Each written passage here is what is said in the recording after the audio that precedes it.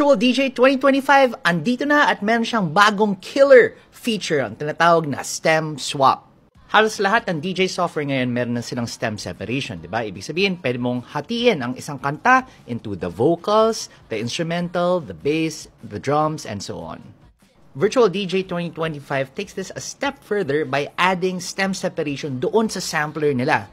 Ibig sabihin nun, pwede kang mag-record ng isang loop doon sa sampler bank, tapos pwede niyang gawa ng stems yun.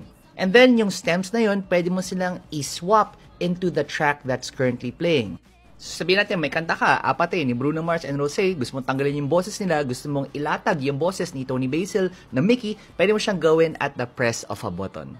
So, hindi naman siya super revolutionary na feature, pero napapadali niya yung trabaho natin mga DJ. Kung gusto natin gumawa ng mga ganong klaseng mashups or bootlegs on the fly, it basically takes inspiration from the Alpha Theta Groove 6 na controller. Kung hindi nyo pa nakita yun, basically what it does is meron siyang groove control sa taas, and it basically lets you swap out the drums of your currently playing song with another drum loop.